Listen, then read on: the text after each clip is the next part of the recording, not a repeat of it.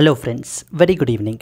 Welcome to 12th September daily Hindu current affairs in MCQs. So friends, మనం ఈ వీడియోలో ఏంటి అంటే కనుక హిందూ న్యూస్ పేపర్లో పబ్లిష్ అయినటువంటి ఇంపార్టెంట్ ఆర్టికల్స్ని like exams like SSC CGL, SSC CHSL, RRB, banks ఇలాంటి ఎగ్జామ్స్కి ఉపయోగపడేటువంటి విధంగా మనం ఎంసీక్యూ ఫార్మాట్లో మనం అయితే డిస్కస్ చేస్తామండి.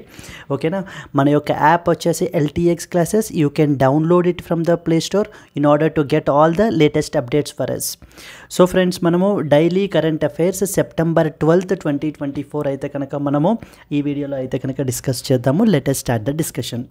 So first important article, Rohit Rajpal expects and even fight against Sweden in Davis cup.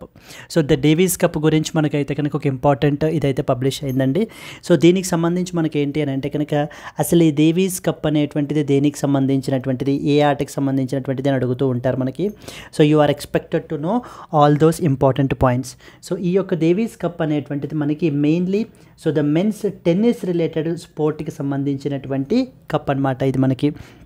And అట్లాగే మనకి ఏంటంటే ఈ యొక్క డేవిస్ కప్ని మనకి ఎవరు రన్ చేస్తారు అని అంటే it was run by the international tennis federation అనేటువంటి ఇంటర్నేషనల్ ఆర్గనైజేషన్ వాళ్ళు మనకైతే కనుక దీన్ని సో రన్ చేయడం అయితే కనుక జరుగుతుంది.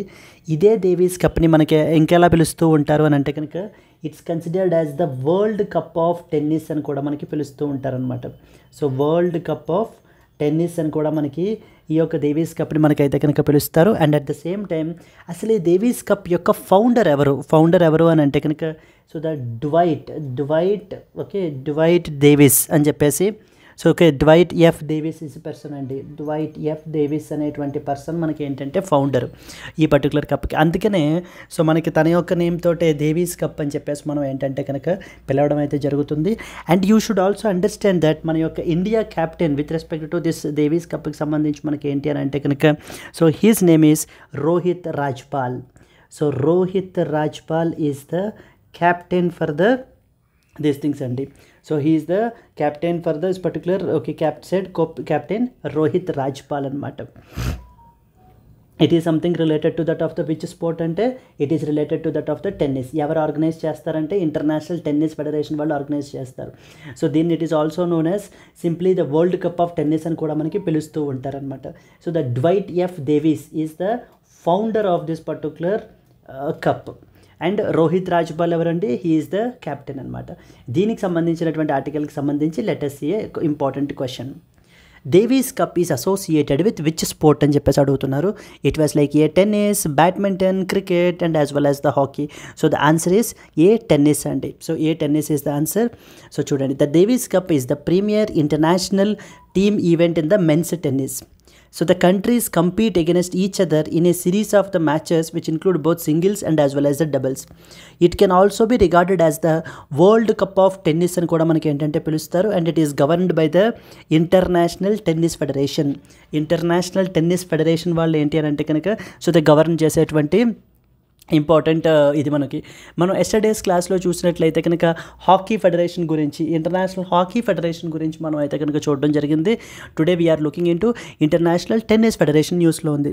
సో ఇదే విధంగా మనకి ఏంటంటే స్పోర్ట్స్ ఐటమ్స్, న్యూస్ ఐటమ్స్ అనేటువంటివి ఎగ్జామ్ పర్స్పెక్టివ్లో మనకి చాలా ఇంపార్టెంట్ ఫ్రెండ్స్. మనకి the teams compete in different groups and ties and winning the tournament is also a prestigious event for any nation. ఎందుకు న్యూస్లో ఉంది అని అంటే కనుక India's Davis cup captain who is Rohit Rajpal expects a closely contested tie against Sweden in the upcoming World Group clash. So with several key players unavailable, India is facing a challenging matchup in the indoor hard courts in the Stockholm. So there are some certain key important players so who are not available for this particular event andi manaki. So as a result manaki entante okavela vallu kuda unte kanaka will have a cut edge aithe manakaithe untundi అని చెప్పేసి మనకైతే so చెప్తున్నారండి particular ఆర్టికల్లో. Clear. So mainly ఇక్కడ దీనికి అడిగేటువంటి question ఏంటి అంటే డేవిస్ కప్ అనేటువంటిది మనకి ఏ స్పోర్ట్కి సంబంధించినటువంటిది అనేటువంటిది మెయిన్ ఇంపార్టెంట్ పాయింట్గా తెలిస్తే సరిపోతుంది. Let's move to that of the next one. Tamil Nadu creates the new mixed so 4x100 metre so medley national record. ఇది మనకి ఏంటి అని అంటే కనుక 77th senior national aquatic championship అయితే మనకైతే రీసెంట్గా మనకైతే కంక్లూడ్ అయ్యిందండి. 77th senior national aquatic championship అంటాం అనమాట. అక్వాటిక్ ఛాంపియన్షిప్ అంటాము. Aquatic championship. ఓకే, సో ఇది మనకి ఎక్కడ జరిగింది రీసెంట్గాని? ఇంటర్నేషనల్ అక్వాటిక్ కాంప్లెక్స్లో మనకైతే కనుక జరిగిందండి. ఇంటర్నేషనల్ అక్వాటిక్ కాంప్లెక్స్లో మనకైతే రీసెంట్గా జరిగింది మంగళూరులో మనకి. అయితే దీనికి సంబంధించిన ఒక ఇంపార్టెంట్ పర్సనాలిటీ స్పోర్ట్స్ పర్సన్ మనకి ఎవరు అని అంటే కనుక Anish Gowda. So Anish Gowda from the Karnataka, he is from the Karnataka. Anish Gowda from that of the Karnataka recently won the men's 800 meter freestyle event. So దీంట్లో మనకి డిఫరెంట్ టైప్స్ ఆఫ్ కేటగిరీస్ ఉంటాయి మనకి. So the mixed event, next వచ్చేసి free style event అని చెప్పేసి వాటిల్లో మనకి ఈ యొక్క అనీష్ గౌడ అనేటువంటి పర్సనాలిటీ స్పోర్ట్స్ పర్సన్ మనకి కర్ణాటక నుంచి. So he has won this particular 800 metre free style event అయితే కనుక మనకైతే ఎర్న్ చేశారు. అండ్ అట్లాగే వన్ మోర్ ఇంపార్టెంట్ థింగ్ వచ్చేసి ఏంటి అని అంటే కనుక so the 4x100 metre medley national record కూడా మనకి ఏంటి అని అంటే కనుక తమిళనాడు నుంచి 4 important swimmers has created this so new record అని చెప్పేసి మనకైతే ఈ ఆర్టికల్లో చెప్తున్నారు. Based on this let's see a question. Which state sets a new national record in the mixed 4x100 meter medley relay? So A Tamil Nadu, B Karnataka, C Maharashtra and as well as D Kerala. So the answer is A Tamil Nadu andi. So Tamil Nadu has recently set a new national record అయితే కనుక ఈ mixed కేటగిరీలో మనకైతే set చేశారు. So the state of Tamil Nadu has achieved a new national record in the mixed 4x100 meter medley relay event. It was accomplished by swimmers like so the Pramiti Gnanasekaran, Dhanush Suresh, Benediction Rohit and Deeksha Sivakumar. So వీళ్ళ యొక్క పేర్లు కూడా మనకి ఇచ్చేసి వీళ్ళు ఏ స్పోర్ట్కి సంబంధించినటువంటి వాళ్ళు అని కూడా మనకి అడిగే అవకాశాలు కూడా మనకి ఉంటాయన్నమాట. Okay, so these are the important points with respect to this thing with respect to aquatic స్పోర్ట్స్కి సంబంధించి. So the Tamil Nadu has recently set a new national record during the 77th senior national aquatic championships in Mangaluru. Coming to that of the third important one, centre gives clearance for mission Mausam అని చెప్పేసి మనకైతే కనుక one more important article అయితే publish చేశారండి. Mission Mausam అంటాం. What this is mission Mausam is all about? So mission Mausam గురించి మనం తీసుకున్నట్లయితే కనుక ఇది ఒక ఈ మిషన్ పేరు ఏంటి అని కూడా మనకు అడుగుతూ ఉంటారు. మిషన్ మౌసమ్ అని చెప్పి మనకి సెంట్రల్ గవర్నమెంట్ రీసెంట్లీ అయితే కనుక మనకి క్యాబినెట్ అయితే క్లియర్ చేశారండి. ఈ యొక్క మిషన్ మౌసమ్కి అరౌండ్ 2000 crores అయితే కనుక మనకి ప్లాన్ చేస్తున్నారండి. For over a period of 2 years is the plan.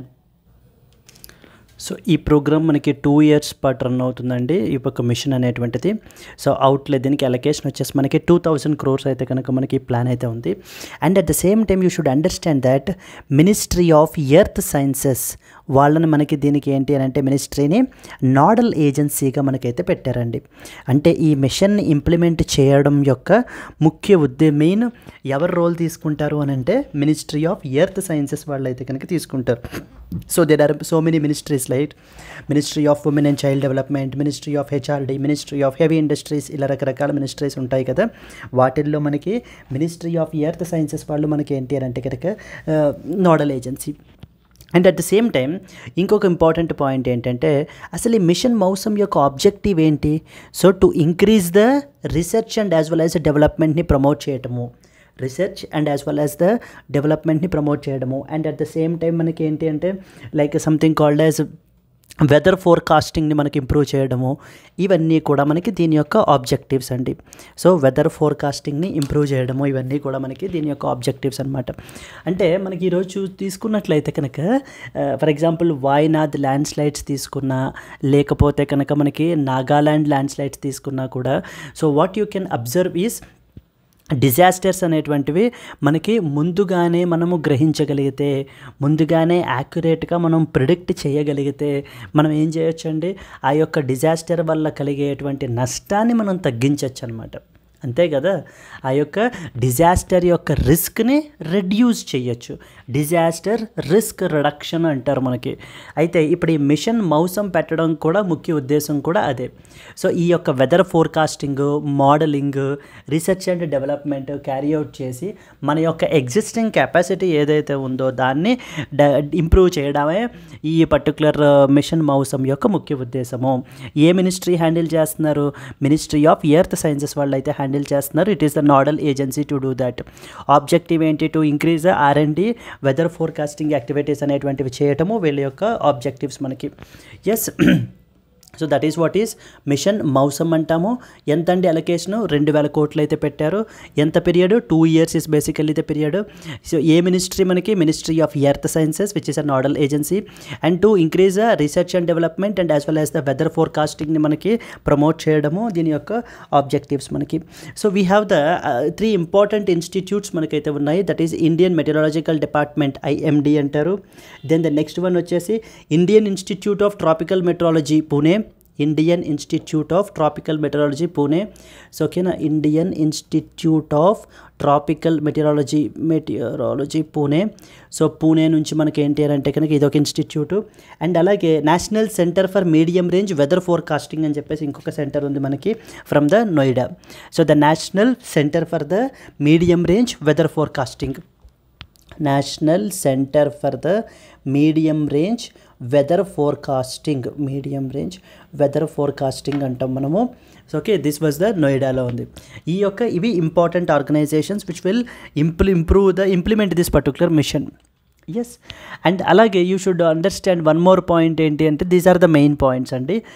మనకి వెదర్ ఫోర్కాస్టింగ్ రాడార్స్ని, వెదర్ సెన్సింగ్ రాడార్స్ని, వీటన్నిటిని కూడా ఇన్ఫ్రాస్ట్రక్చర్ని ఇంప్రూవ్ చేయడము, రీసెర్చ్ అండ్ డెవలప్మెంట్ని ఇంక్రీజ్ చేయడము, ఇవన్నీ కూడా మనకి ఈ యొక్క మిషన్ మౌసంలో మనకి చేసేటువంటి activities.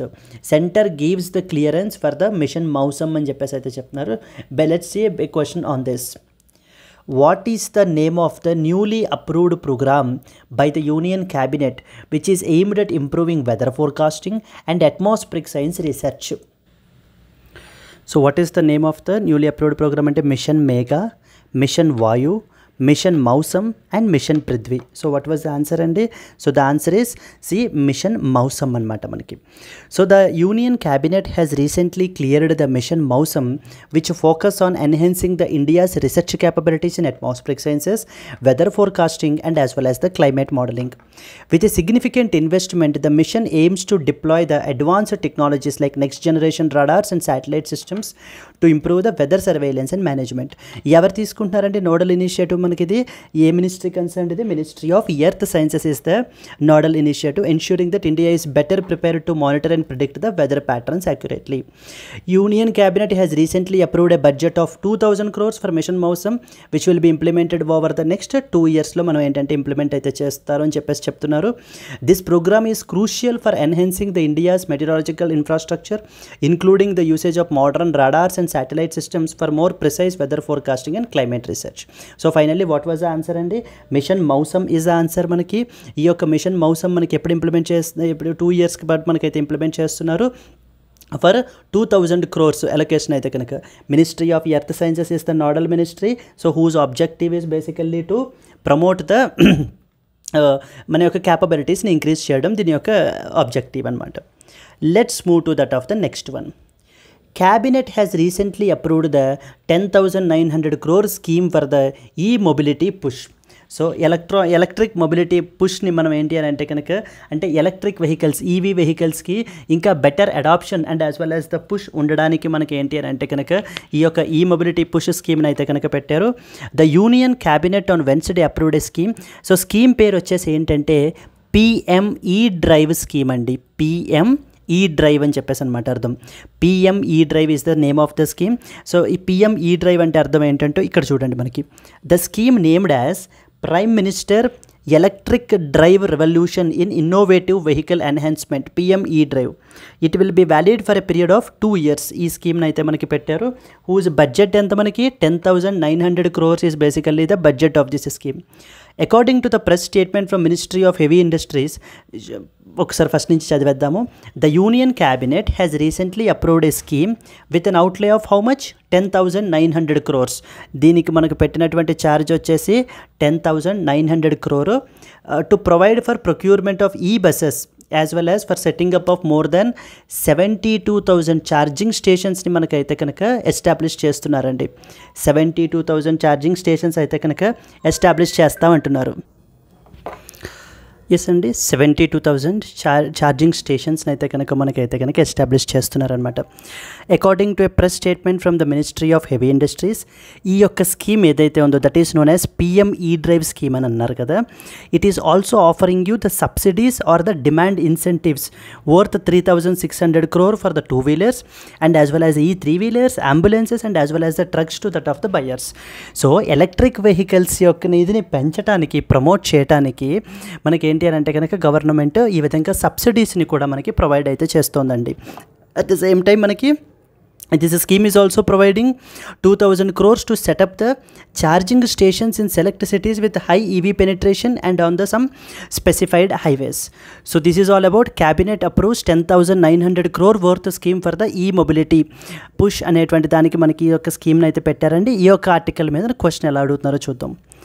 What is the total financial outlay that is approved by the Union Cabinet for the Prime Minister Electric Drive Revolution in Innovation Vehicle Enhancement PM E-Drive Scheme అని చెప్పేసి అడుగుతున్నారు. 4,300 కోట్లు, 2,000 crores, 3,600 crores, 10,900 crores. So the answer is D, 10,900 crores అండి. So 2,000 crores is for charging stations ని establish చేయడానికి అనమాట. So the answer is 10,900 crores is the answer. The Union Cabinet has approved a scheme titled, so the PM Electric Drive Revolution in Innovative Vehicle Enhancement PM E-Drive Scheme with a financial outlay of 10,900 crores. This scheme focuses on procurement of electric buses and setting up over 72,000 charging stations in urban areas and on the highways for EV usage. Okay na? These are the some of the important points. And alage the financial outlay includes specific allocations such as 4,300 crore for procuring 14,000 e-buses, 2,000 crore for setting up the charging stations. Additionally 3,000 crores is set aside for incentives on e-vehicles. So the PM E-Drive scheme is a significant step in the India's efforts to promote the clean energy and reduce the carbon emissions by encouraging the usage of electric vehicles. Yes, let's move to that of the next one. Madrasas are unfit for proper education. So that is what is NCPCR tells Supreme Court. NCPCR అంటే అర్థం ఏంటండి? NCPCR అనేటువంటిది మనకి ఏంటి అని అంటే కనుక national commission for the protection of child rights అని అర్థం. మనకి ఏంటమ్మా ఎన్సిపిసిఆర్ అంటే? National commission for the protection of child rights. National commission for the protection of child rights గురించి మనకి ప్రొటెక్ట్ చేయడానికి ఎస్టాబ్లిష్ చేసినటువంటి, for protection of child rights establish చేసినటువంటి బాడీ మనకి ఈ యొక్క national commission for protection of child rights. So okay, ఈ యొక్క ఎన్సిపిసిఆర్ అనేటువంటిది మనం అర్థం చేసుకోవాల్సిన విషయం ఏంటి అని అంటే కనుక it is actually A statutory body అని చెప్పేసి అంటారు మనకి. It is a statutory body. So ఈ యొక్క బాడీ మనం తీసుకున్నట్లయితే ఈ యొక్క స్టాట్యూటరీ బాడీ మనకి ఎప్పుడు కన్స్టిట్యూట్ అయింది అని అంటే కనుక commission for protection of child rights. Commission for protection of child rights అనేటువంటి యాక్ట్ ఉందండి, యాక్ట్ 2005. సో పార్లమెంట్ మనకి commission for the protection of the child rights act 2005 act అనేటువంటి యాక్ట్ అయితే చేసింది. As part of this particular act మనకి ఈ యొక్క ఎన్సిపిసిఆర్ని constitute చేశారు. NCPCR stands for national commission for protection of child rights and it is meant for protection of the children యొక్క, child యొక్క రైట్స్ని మనకి ప్రొటెక్ట్ చేస్తుంది అనమాట. Like for example right to education, so and as well as right to protection against the any physical and as well as the mental abuse. ఇవన్నీ కూడా మనకి చైల్డ్కి ఇచ్చేటువంటి rights మనం. ఓకే, ఇన్ దిస్ కాంటెక్స్ట్ మనం అలాగే ఇంకేం అర్థం చేసుకోవాలి, United nations convention on rights of the children అని చెప్పేసి కూడా మనకి ఏంటంటే ఒక ఇంటర్నేషనల్ కన్వెన్షన్ ఉందండి. 1989లో మనం దాన్ని అడాప్ట్ చేసుకున్నాము ఇంటర్నేషనల్ పరంగా. Even India is also signatory to that convention as well. India is also signatory to that particular convention as well. ఇప్పుడు ఇక్కడ న్యూస్లో ఏముంది అంటే కనుక మద్రాసాస్ అని చెప్పేసి ఉన్నాయన్నమాట. Madrasas are basically the educational institutions, so like of Islam వాళ్ళకి సంబంధించినటువంటి ఎడ్యుకేషనల్ ఇన్స్టిట్యూషన్స్ అనమాట ఇవన్నీ కూడాను. అయితే ఈ మద్రాసాస్లో మనకి రిలీజియస్ ఎడ్యుకేషన్ని టీచ్ చేస్తున్నారని, నెక్స్ట్ వచ్చేసి ఏంటంటే ఇక్కడ ట్రాన్స్పరెంట్గా లేదు ప్రొసీజర్ అనేటువంటిది, టీచర్స్ రిక్రూట్మెంట్ అని చెప్పి మనకి ఎన్సీపీసీఆర్ సుప్రీంకోర్టుకి చెప్తోందండి. So that is what is the context is all about. దీని మీద మనకి క్వశ్చన్ ఎలా అడుగుతారంటే, what does NCPCR stands for, which is a statutory body responsible for protecting the child rights in India? National Commission for People's Rights, National Commission for Protection of Child Rights, National Council for Primary Children's Rights, National Child and Parental Rights Commission. ఇలా మనకి రకరకాల options అయితే ఇస్తారు. NCPCR which is a statutory body never concerned with the protection of child rights. Child రైట్స్కి సంబంధించినటువంటి ఇదిలో మనకి ఏంటి అని అంటే NCPCR దేనికి సంబంధించింది అని అంటే కనుక national commission for protection of child rights అని చెప్పేసి అంటాం. That is what is NCPCR. B is answer అండి. So okay, the National Commission for Protection of Child Rights is a statutory body that is established by the Commission for Protection of Child Rights Act 2005, which is established under the Ministry of Women and as well as the Child Development Government of India. Its primary objective enti to ensure protection and enforcement of children's rights, which are outlined in various national and international framework, including right to education, protection from abuse, and other essential rights related to their welfare. Okay, so మన కంట్రీలో కూడా right to education is mentioned under article number 21A of the constitution. So okay, article number 21A of the constitution is something related to that of the right to education. Right to education, yes అండి. Going to the next, similarly ఈ యొక్క NCPCR అనేటువంటిది ఏంటంటే it serves as a watchdog monitoring the policies and actions which are taken to safe gourd the child rights and ensuring the children's fundamental needs including education and well-being are addressed comprehensively. Yes. So coming to that of the next important article, India's sickle cell challenge అని చెప్పి ఒక important article అయితే మనకి publish అయిందండి. So దీనికి సంబంధించి మనకి question అనేటువంటిది ఎలా అడుగుతారు అని అంటే కనుక, అసలు ఇప్పుడు మనం ఈ యొక్క sickle cell anaemia or sickle cell disease అంటాం అనమాట. సో దీని గురించి నేను కొన్ని మీకు few important points exam point of వ్యూలో ఎలా అడగచ్చు అనేటువంటిది కూడా నేను మాట్లాడతాను. SCD అంటాం, సికిల్ సెల్ డిసీజ్ అని చెప్పేసి. ఈ యొక్క సికిల్ సెల్ డిసీజ్ అనేటువంటిది basically it is a so genetic abnormality అండి. జెనెటిక్ అబ్నార్మాలిటీ అంటాం అనమాట మనం ఈ యొక్క sickle cell disease. So normally మనం ఇప్పుడు RBCs రెడ్ బ్లడ్ సెల్స్ తీసుకున్నాం అనుకోండి, ఈ యొక్క రెడ్ బ్లడ్ సెల్స్ అనేటువంటివి మనకి హెల్దీ ఇండివిజువల్ తీసుకున్నప్పుడు వాళ్ళల్లో డిస్క్ షేప్లో మనకైతే ఉంటాయి. బట్ కానీ ఎఫెక్టెడ్ ఇండివిజువల్ ఎవరైతే ఉంటారో సికిల్ సెల్ డిసీజ్ ద్వారా, అలాంటి పర్సన్కి మనకి ఏంటి అని అంటే కనుక crescent shape or sickle cell షేప్లో మనకి ఈ యొక్క షేప్ అనేటువంటిది మారిపోతుందన్నమాట affected పీపుల్లో.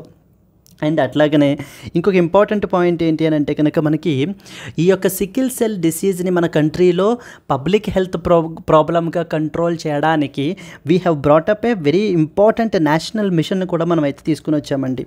So that is known as national sickle cell anaemia. National sickle cell anaemia elimination mission అంటాం. National sickle cell anaemia elimination mission అని చెప్పేసి అనడం మనం అయితే జరుగుతుంది. ఈ యొక్క పర్టికులర్ మిషన్ మనకి ఏంటంటే కనుక సో 2023లో మనకైతే దీన్ని లాంచ్ చేశారు. ఈ మిషన్ పెట్టుకున్న టార్గెట్ ఏంటి అని అంటే కనుక బై ద ఇయర్ 2047 మన కంట్రీలో ఈ యొక్క సికిల్ సెల్ డిసీజ్ ఏదైతే ఉందో అది పబ్లిక్ హెల్త్ ప్రాబ్లమ్గా ఎలిమినేట్ చేయాలి. We have to eliminate sickle cell disease as a public health problem. Completely eliminate చేసేయాలి. ఎప్పుడు లోపల అడుగుతూ ఉంటారు ఎగ్జామ్ పర్స్పెక్టివ్లో మనకి 2047 నాటికి ఎలిమినేట్ అయితే చేయాలి. అండ్ సికిల్ సెల్ డిసీజ్ ద్వారా బాధపడేటువంటి వాళ్ళకి ఒక ఇంపార్టెంట్ డ్రగ్ని మనం అయితే ఇవ్వడం జరుగుతూ ఉంటుంది. That is known as hydroxy urea అని చెప్పేసి మనం అంటామండి. ఈ యొక్క హైడ్రాక్సీ యూరియా ద్వారా మనం this is basically one of the drug that is main drug that is given to the prescribed for the sickle cell disease. Sickle cell disease ద్వారా effect అయినటువంటి పీపుల్కి ప్రిస్క్రైబ్ చేసేటువంటి ఒక ఇంపార్టెంట్ డ్రగ్గే మనకి ఏంటంటే హైడ్రాక్సీ యూరియా అని చెప్పేసి అంటారు. So coming to the next one, by which year has India launched a mission to eliminate sickle cell disease as a public health problem? A 2025, 2030, 2047 and as well as the 2050. So the answer is C 2047 అండి. 2047 నాటికి మనం ఏంటి అంటే sickle cell డిసీజ్ని so మన కంట్రీలో eliminate చేయాలి అనేటువంటిది అయితే మనం పెట్టుకోవడం అయితే జరిగింది. So India has launched the national sickle cell anaemia elimination mission aiming to eliminate sickle cell disease as a public health problem by 2047. So these are the main important points. The Prime Minister recently launched this mission with a focus on eradicating the sickle cell disease from our country. Moving forward to the next one, Iranian President Pezeshkian deepens the Iraq ties అయితే on maiden trip అని చెప్పేసి మనకైతే కనుక important picture ఇదైతే మనకి ఇదైతే జరిగిందండి. ఇప్పుడు ఇరాన్లో రీసెంట్గా మనకి ఎలక్షన్స్ అయితే జరిగాయి. ఇబ్రాహీం రైసీ చనిపోవడం వలన ఆయన యొక్క ప్లేస్లో మనకి ఒక న్యూ ఎలక్షన్స్ స్నాప్ ఎలక్షన్స్ జరిగాయి. విత్ దట్ నౌ ఇరాన్కి మనకి న్యూ ప్రెసిడెంట్ అయితే వచ్చారు కదండి. What was the capital of Iran? Iran capital is Tehran is the capital. And as well as Iran president ఎవరు మనకి? Masoud Pezeshkian. మసౌద్ పెజేష్కియాన్ అంటామన్నమాట. So ఓకేనా, Masoud Pezeshkian is basically the Iran యొక్క president మనకి. ఈయన పక్కన ఉన్నటువంటి Iraq అయితే కనుక వెళ్తున్నారండి. Visited the Baghdad on his first foreign trip as president. So who is the current president of Iran? A Hassan Rouhani, Masoud Pezeshkian, Ebrahim Raisi, Mohammad Khatami అని చెప్పేసి అడుగుతున్నారు. వాట్ వాజ్ ద ఆన్సర్ అండి? Current president of Iran ఎవరు మనకి? Masoud Pezeshkian is the current president of Iran. Yes. Let's move to the next article. The current president of Iran is Masoud Pezeshkian. He recently made his first official foreign visit to Baghdad, Iraq, where he signed a dozen agreements to strengthen the ties between Iran and as well as Iraq. Ivi manaki main point idi. So again, moving forward, the Masoud Pezeshkian's maiden trip to Iraq as president of Iran is in the news because of due to the strategic importance of the agreements that are signed between the two nations. Moving forward to the next article. Government is taking the inputs to amend the MSME development act అని చెప్పి ఒక article అయితే publish అయింది. అంటే మనకి దీంట్లో mainly మనకు అడిగేటువంటిది ఏంటి అని అంటే కనుక ఎంఎస్ఎంఈ అంటే micro small and medium enterprises అని అర్థం. Micro small and as well as the medium enterprises అని చెప్పేసి మనకు అర్థమండి. పార్లమెంట్ మనకి ఏంటి అని అంటే ఈ పర్టికులర్ ఎంఎస్ఎంఈ యాక్ట్ అని చెప్పి మనకి 2006లో మనకైతే చేయడం అయితే జరిగిందనమాట. So the centre is planning to amend the MSME development act 2006 says the officials of MSME. The ministry is holding the meetings with the stakeholders to get inputs in this regard. At an interactive meeting held with industry associations, the officials said several inputs presented by industry would be considered when the act is amended. అని చెప్పి publish చేశారు. దీని మీద మనకు question అలా అడిగే అవకాశాలు ఉంటాయి. The MSME Development Act was enacted in which year?